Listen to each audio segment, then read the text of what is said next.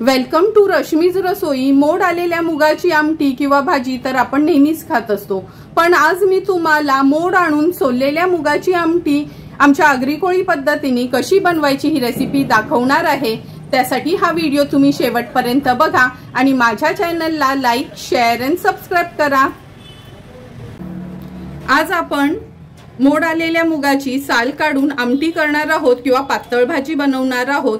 त्यासाठी मी हे वाटीभर गावठी मूग घेतले आहेत। हे गावठी मूग असल्यामुळे हे दिसायला असे थोडे काळपट आहेत, पण पाण्यात भिजत ठेवले का हे छान हिरवेगार बनतात। हे मोड आलेले मूग आपल्याला बनवण्यासाठी मूग मी परवा रात्री कोमट पाण्यात भिजत ठेवले होते। काल सकाळी उठल्यावर त्याचं पाणी काढून घेतलं होतं। आज तुम्ही बघू शकता, हे बघा कसे छान मोड आले आहेत ह्या मुगाला।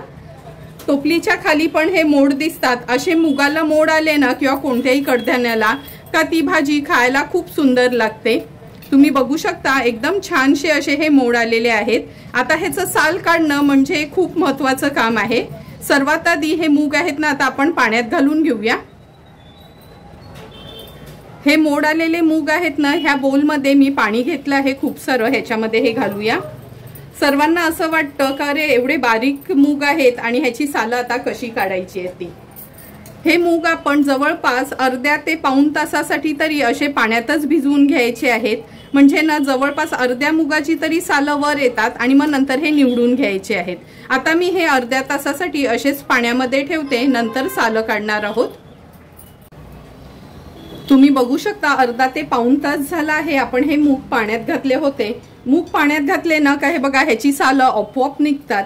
ही वरची न सालं ह्याची काढून घ्यायची आहेत, म्हणजे आपल्याला मूग निवडायला अगदी सोपं पडतं।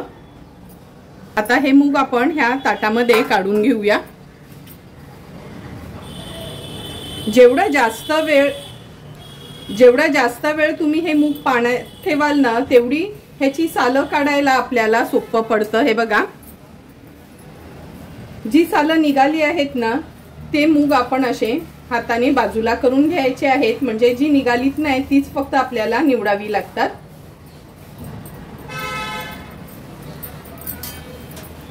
अगदी फटाफट अशी होतात। जर सोबतीला कोण असेल ना तर झटपट होऊन जातात। आणि जर ही प्रोसिजर तुम्हाला करायची असली ना, नॉर्मली मी काय करते, आदल्या दिवशीच हे मूग सोलून ठेवते, म्हणजे दुसऱ्या दिवशी मुगाची सुकी भाजी किंवा आमटी झटपट होते। लक्षात ठेवा, हे मूग ना तुम्ही 1 ते 2 तास देखील पाण्यात ठेवू शकता, म्हणजे ही सालं ना अशी फटाफट निघतात। फक्त निवडून घ्यावे लागतात आणि ज्याची सालं निघालीत नाही त्याचीच फक्त सालं काढून घ्यायची असतात। आता मी सर्व मूग असेच सोलून घेते।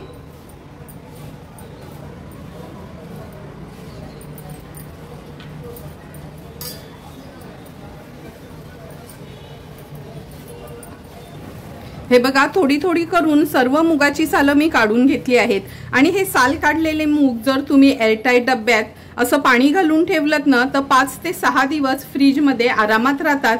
म्हणजे आपण जरी घाईवर असलो आणि आपल्याला सोललेल्या मुगाची आमटी बनवायची असेल किंवा सुकी भाजी, तर आपण झटपट बनवू शकतो। तर चला मग आता ह्या भाजीला लागणारे इन्ग्रेडियंट्स बघूया।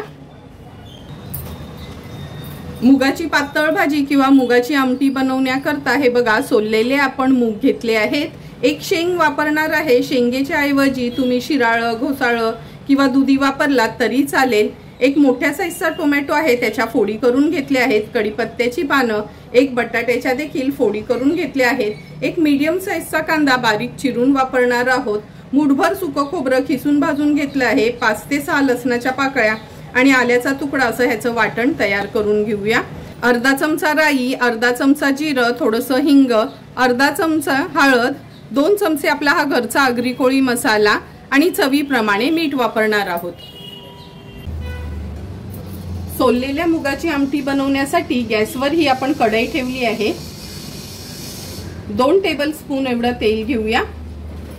तेल छान गरम करून घ्यायचं आहे। तेल पण छान गरम झालं आहे। आता फोडणीला हिंग घालणार आहोत, नंतर कढीपत्त्याची पानं, अर्धा चमचा राई, अर्धा चमचा जिरं, एक मीडियम साईजचा कांदा आहे तो चिरून घेतलाय, तो ऍड करूया। कांदा आता व्यवस्थित परतून घ्यायचा आहे आणि थोडा शिजवून देखील घ्यायचा आहे। गॅसची फ्लेम मी मीडियम वरच ठेवते कांदा शिजवताना।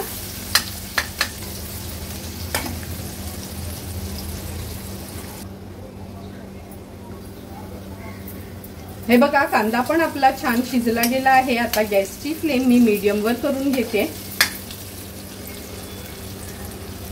त्याच्यामध्ये आपण अर्धा चमचा हळद ऍड करूया। 2 चमचे आपला हा घरचा आगरी कोळी मसाला, पोहे खायचा चमचा असतो ना, ते 2 चमचे भरून घेतले आहेत। हा मसाला वापरल्यामुळे मी कोणताही गरम मसाला वगैरे यूज करत नाही, कारण का आमच्या या घरच्या मसाल्यातच सर्व प्रकारचे गरम मसाले असतात। अगदी 3च चमचे आपण हे सुकं खोबऱ्याचं वाटण घेणार आहोत। वाटण पण व्यवस्थित परतून घेऊया। आता हे सोललेले मूग आहेत ते ऍड करते। मूग ऍड केल्यावर हे जे बटाट्याच्या फोडी करून घेतल्या आहेत ते ऍड करूया।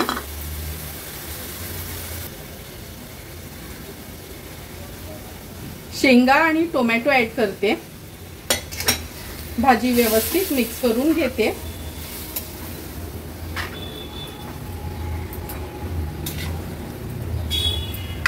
गरजेप्रमाणे ह्याच्यात आपण पाणी ऍड करणार आहोत। जवळपास ग्लास भरून पाणी ऍड केलं आहे, कारण का मुगामध्ये पण अर्धा ग्लास पाणी ठेवलं आहे मी। चवीप्रमाणे मीठ ऍड करते। भाजीला आता हाय फ्लेम वर सुरुवातीला एक उकळी काढून घ्यायची आहे।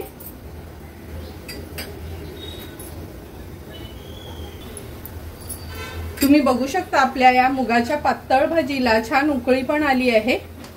थोडंसं पळी फिरवून घेते ह्याच्यात। आता ह्याच्यावर आपण झाकण ठेवणार आहोत। गॅसची फ्लेम लो करून घेते।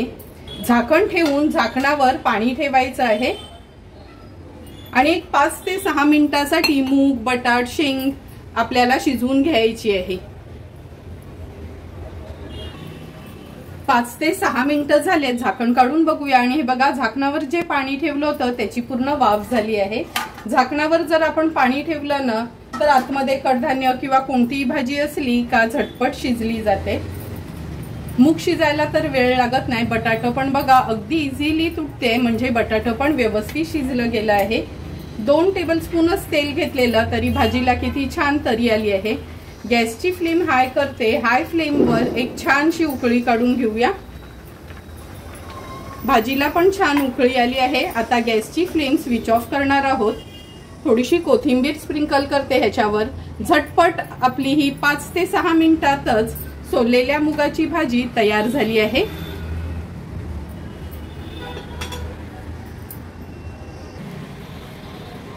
सुंदर आणि चमचमीत तयार झालेली ही मुगाची आमटी आपण ह्या सर्विंग बोल मध्ये सर्व करून घेतोय। जेवढी ही दिसायला सुंदर आहे ना, टेस्टला पण तेवढीच छान लागते। ही भाजी तुम्ही चपाती, भाकरी, पुरी किंवा भातासोबत देखील खाऊ शकता। तुम्हाला पण जर मी बनवलेली ही सोललेल्या मुगाच्या भाजीची रेसिपी आवडली असेल तर तुम्ही पण नक्की एकदा तरी माझ्या पद्धतीने ही भाजी घरी ट्राय करा आणि मला कमेंट करून सांगा की तुम्ही बनवलेली ही भाजी कशी झाली आहे ती। जर तुम्हाला मी बनवलेल्या ह्या भाजीची रेसिपी आवडली असेल तर नक्की माझ्या चॅनलला तुम्ही लाईक, शेअर अँड सबस्क्राईब करा। Thank you for watching my video.